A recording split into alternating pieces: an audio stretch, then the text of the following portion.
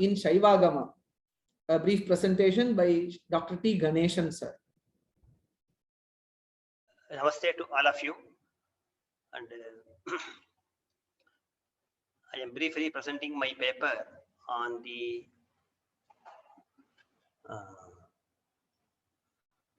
how Dhyana is presented in Shaivagama. It is a very well analyzed topic, very important one, and I am taking only a few points from some of the Yoga Padas, and my paper is not an exhaustive one, so just presenting with textual support. I will share the screen.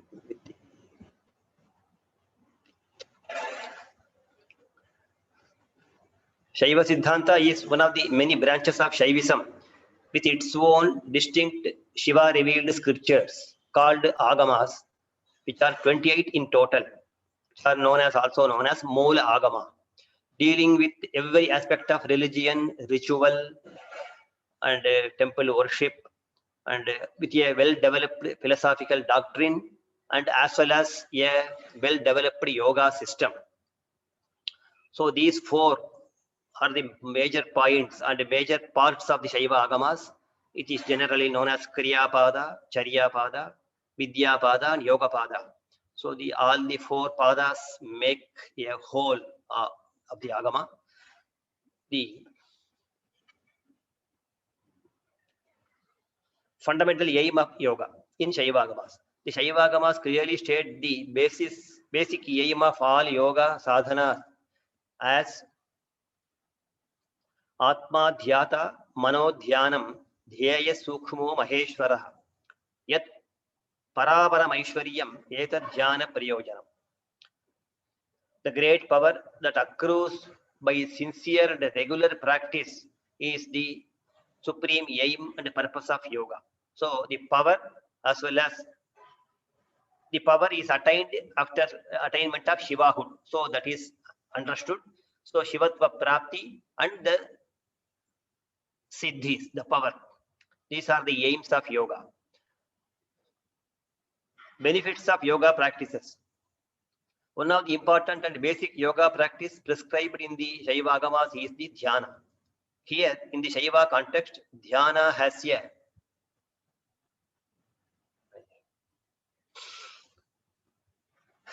a different connotation than that offered by Patanjali. Patanjali says in the context of Dhyana that it consists in deeply meditating on the inner meaning of the Pranava mantra, which is the expression, Vachaka of the Supreme Being, Ishvara. Tajjapas tatartha bhavana. Patanjali also defines Dhyana as Tatra Pratyayikatanata Dhyanam, maintaining the same awareness, Pratyaya, of a particular object or point without any interruption by other thoughts is Dhyana. The Shaiva Agamas clearly state that the basic aim of all yoga sadhanas is the great power that accrues by sincere regular practice, which I have seen, and benefits of other yoga practices as Dhyana are discussed in detail in the Shaiva Agamas. Various visualizations, they are also included in the Dhyana, are also prescribed as part of different rituals. So the Dhyana of one particular form or the mantra, as well as during the various rituals, even during the daily rituals, various dhyanas are prescribed. There, the dhyana mainly deal with the form of the deity to be worshipped. So they are called dhyana and also known as dhyana shloka. The Matanga Parameshwara Agama, for instance, deals with dhyana in detail and gives a different definition and purpose. My paper will briefly discuss these important points. Methods of dhyana, the proper and the suitable places for its practice, and the fruits gained, such as the experiencing of various divine enjoyments, are treated in the third chapter of the Matanga Parameshwara Agama. To reassure the aspirants about the enormous and multifarious benefits of benefits that an individual as well as an individual attains as well as to the world at large. Mrigendra Agama categorically states in verse 10, Yeshu vyassa samasteshu krita yatnasya yoginaha vibhanti shaktayo vishvam vyapya bhanuriva trishaha na tamishte narah kaschit na rakshodanavamaraha roruchanam atityaitan drikriya prana rochusha. So he who puts into practice either one or all the limbs of yoga will definitely attain great powers, physical, psychical, etc., like sun, which cannot be countered or excelled by anything in the world. This is the one. Then the Shiva Dharmottara, which is one of the earliest Shaiva texts, speaks the importance of japa and dhyana as follows. Yasmat saukhyam cha moksham cha yogad ubhayam apniyat tasmat sarvam parityajya jape dhyaye cha shankaram. So these are the importance and the highest purpose of the yoga given in these texts. Now coming to the Matanga Parameshwara Agama, that it assures that regular practice of intense japa, intense dhyana and other related yoga sadhana definitely brings about a complete. Sorry, I will just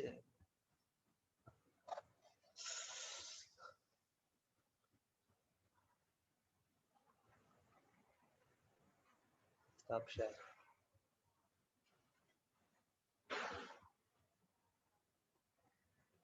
Because I find some difficulty in the screen, I am not able to share.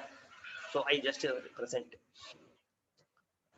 Yoga sadhana definitely brings about complete control of all prana activities, which eventually brings forth such high benefits as lightness, laghutva of the body, physical lustre, and high improvement in the intellectual faculties. In the Yoga Pada of the Matanga Parameshwara Agama, at the second patala, it gives a very clear and a beautiful definition of dhyana. It is an intense and unwavering love, achala pritihi, towards the goal, lakshyam prati. It gives a very apt and a practical example from everyday life. Just as a lover, fully attracted by the force of beauty of his beloved, arising out of love, is not able to draw back his eyes fixed on his beloved, which is his object of attraction, so also a person who meditates should fix his entire mind on his object of meditation. Such a dhyana is definitely fruitful. The text goes, Dhyanan nama na gaunena chakshusha divya murtina lakshyam prati achala pritihi yatha raga baleranat pralajjannapi saubhagya shaktya akrishto nivaritaha kanta saktam drisham pritya na nivarayitum kshamaha. We have noticed that in this definition, bhakti plays a very important role, that is raga.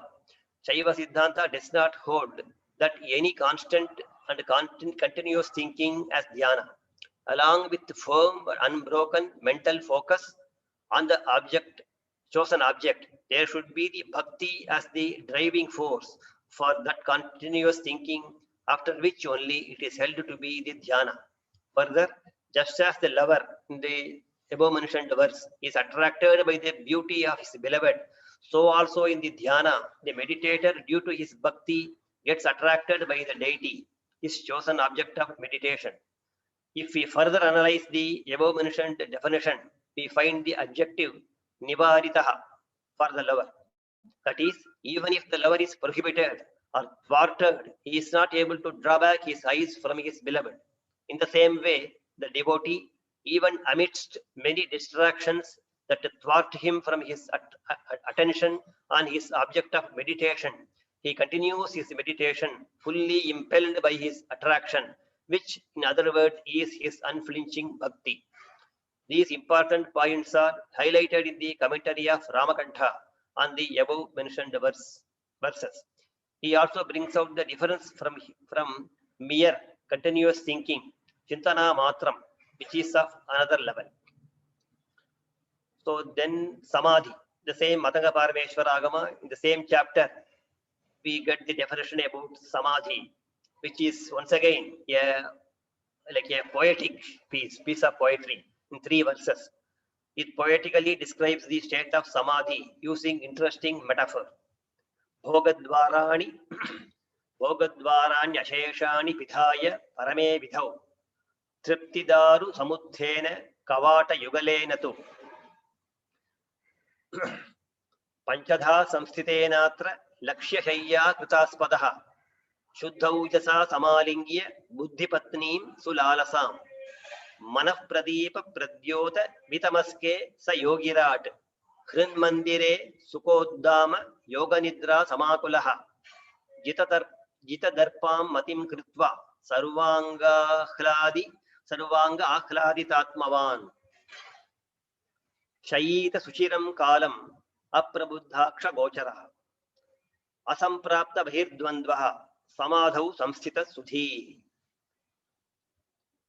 So it is like how he enters in the room and fully close all his organs, sense organs, kavatam badva, and he is bitamaske, only he is fully concentrated in the mind, which is the only lamp, and in his heart he is fully immersed in the, as if the yoga nidra, and he lies, that is shayita, as if he is lying in that room, completely undisturbed, undistracted for long time. Then coming to the another Shaivagama, Sarvajnanottaragama, it gives a detailed procedure for the performance of formal dhyana. Before that, the text speaks about the person who meditates, the object of meditation, and the fruit of meditation. The individual self is the meditator. The mind is the dhyana. The object of meditation is Maheshwara, who is most subtle, and the fruit is the attainment of, again, supreme power. We have seen earlier this verse, Atma Dhyata, Mano Dhyanam, etc. Then Aghora Shiva in his commentary on this verse explains that Mananam, the continuous thinking, that is, yes, thinking, and that is dhyana. Aghora Shiva also stresses that one should possess mental equanimity towards honor and dishonor, pleasure and pain, and should be free from fear, overjoy, and remorse. So only when these mental qualities are there in the meditator, then only he will succeed in meditation. Mana manau samau kritva sukha dukkhe sametatha harsham bhayam vishadancha santyajya yogam abhyaset. Then in the same Yogapada commentary, Aghora Shiva states that the relationship between the meditator and the object meditated is yogam. Yogam dhyaya dhyatra sambandhatmakam. So yoga, that is defined as one of the meanings of yoga. That is dhyaya dhyatra sambandha, the relationship between the meditator and the meditated object. Then the procedure of dhyana. Before commencing dhyana, one makes sure that the upper row of teeth does not touch the lower one, as well as the tongue does not touch the space between the lips, and then utters the Shiva mantra with eyes closed, slightly closed. Na dantai samsprishet dantan srikvinyaucha na jihvaya kinchit kunchita netrastu Shivam samyak tadocharet. The commentator Aghora Shiva adds here that even during the performance of pratyahara, the preliminary limb of dhyana, one should mentally repeat the Shiva Mula mantra, that is of the form of the Bija mantra. Pranapanau samau kritva sushumnantara charinau tayor vrittim nirudhyatma Shivam dhyaye vichakshanaha. That the dhyana is not mere mental concentration, but it should be accompanied by the Kumbhaka pranayama, which is the prescription given in the Sarvajnanottaragama. Then in the Mrigendragama Yogapada also we find that Kumbhaka is to be practiced while doing dhyana, japa, etc. Dhyana archana japadyeshu dehatyagecha shankare kumbhako Kumbhako. Then Rechakascheshto Diksha Samsthapaneshu cha. So when Kumbhaka is prescribed during these dhyana, archana, japa, etc., one should practice Kumbhaka. Then Rechaka during some other rites. Then the same Agama, Mrigendra Agama continues. Shiva, who is beyond all the tattvas, is to be meditated, or one may even meditate on each of the tattvas, such as the Kshiti, that is Prithvi, and other tattvas. For one may even meditate on these tattvas as they are the body, as if they are of Shiva, which we find in the Mrigendra Agama Yogapada. Then, by the regular and intensive performance of dharana, which is in fact the early stage of dhyana, one directly perceives all the tattvas beginning from the tanmatras and up to Sadashiva, and with the power of uttering the Kshurika mantra, he finally enters into Shiva, which is described in the Sarvajnanottaragama. Sir, kindly sum up, sir. Yes. Now we have concluding. We have seen just now that the repetition of the Shiva mantra is one of the basic accompanying rites of dhyana. The same point is also corroborated in the Shiva Dharmottara. Japashrantaha Shivam Dhyayet, Dhyanashrantaha Punarjapet, Japadhyanabhiyuktasya Prasidati Maheshwaraha. If one is tired of doing japa, one should start doing dhyana. And if one is tired of dhyana, one should start doing japa. So japa and dhyana are complementary and they should go together. This in brief is the various points that we find in some of the agamas of the Shaiva Siddhanta system. In the commentaries of Ramakanta and Aghora Shiva on some of these agamas, we find much discussions regarding the difference between the yoga taught by Patanjali and that expounded in the Shaiva agamas on very important concepts and practices. So which is a very detailed study which I reserve for a future study. Thank you. Thank you very much, sir, for those insights and inputs from the Shaivagama literature on the processes of dhyana and the prerequisites. Thank you very much, sir. Thank you.